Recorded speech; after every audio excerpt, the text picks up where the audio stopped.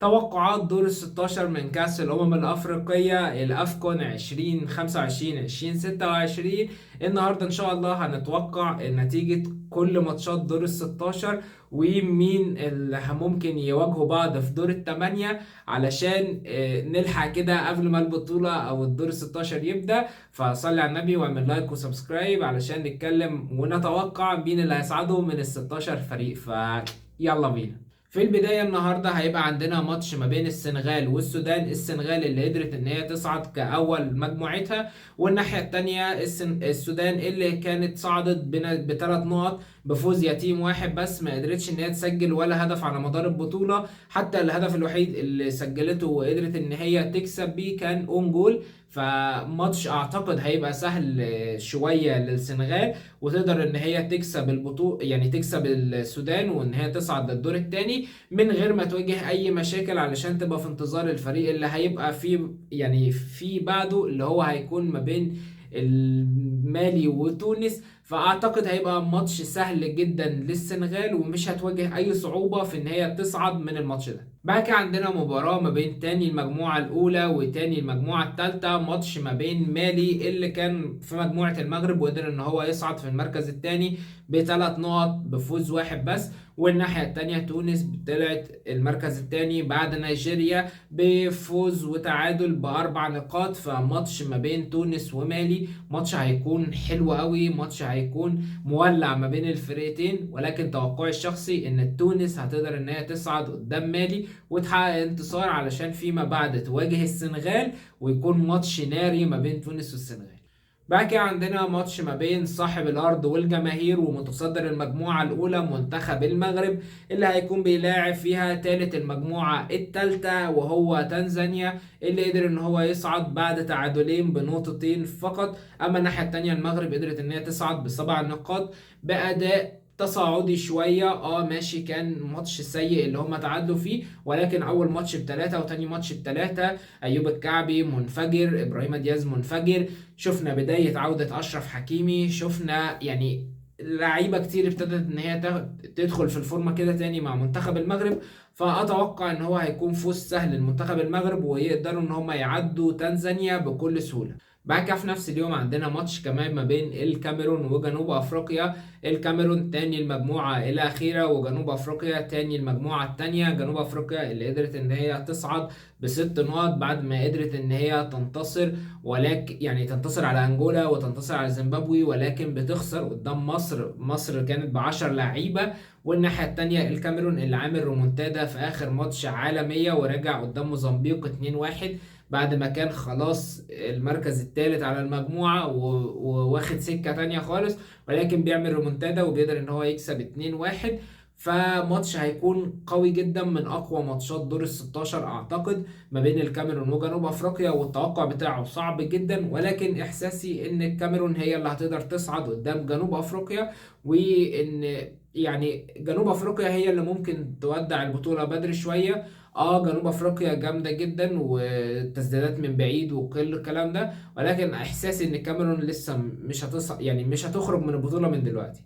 بعد كده عندنا ماتش، هنا ماتش منتخب مصر قدام بنين. منتخب مصر اللي قدر ان هو يصعد بسبع نقط بالمركز الاول وحصد المركز الاول من المجموعه الثانيه، سبع نقط بعد فوز على زيمبابوي وفوز على جنوب افريقيا وتعادل قدام انجولا.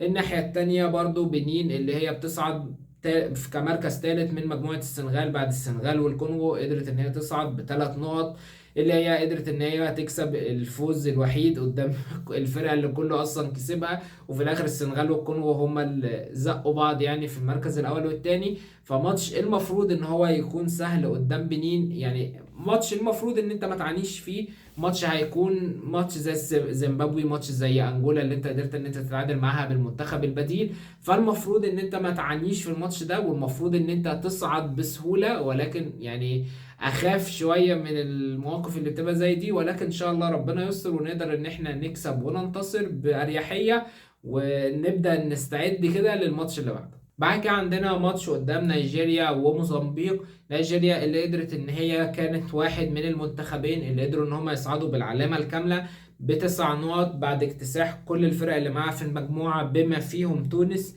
والناحية التانية موزمبيق اللي كانت قدام سيناريو تاريخي، بدل ما كانت هتكسب 1-0 وتتصدر المجموعة، اتعمل عليها ريمونتادا وبقت صاعدة كأحسن توالت من مجموعة الكوت ديفوار والكاميرون، علشان تتحط هي للأسف في طريق نيجيريا اللي جاية البطولة مش بتهزر، سواء بلوكمان سواء بسايمون، سواء بأيوبي مش سايمون سوري، سواء بأوزيمن اللي جاي يعني عامل قلق كتير قوي.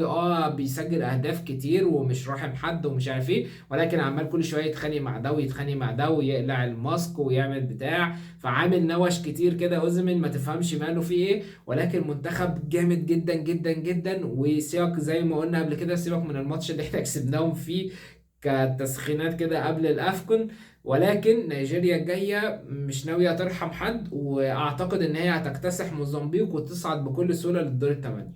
بعد كده المذبحة اللي الناحية التانية واللي هتكون في طريق نيجيريا، هو مباراة ما بين الجزائر والكونغو. الجزائر اللي كمان قدرت ان هي تصعد بالعلامة الكاملة ب9 نقط، ورايحة ان هي تواجه منتخب الكونغو اللي كان هو المركز الثاني بتاع مجموعة السنغال.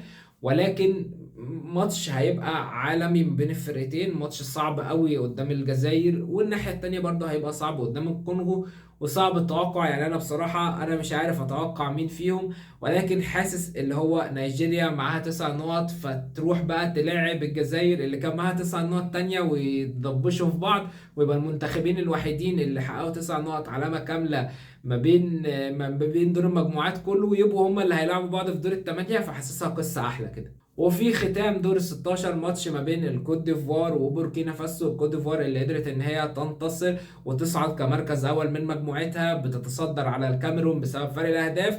والناحيه التانيه هتلاعب بوركينا فاسو اللي قدرت ان هي تحقق 6 نقط بأداء حلو قوي في مجموعة الجزائر، وتصعد تاني بعد الجزائر اللي كانت معاها 9 نقط وهي صاعدة ب6 نقط. فالماتش هيكون جامد جدا ما بين الفرقتين، ولكن توقعي ان الكبار هم برضو اللي هيصعدوا، والكوت ديفوار هي اللي هتكسب بوركينا فاسو، علشان الكوت ديفوار تكون في طريق مصر وربنا يستر.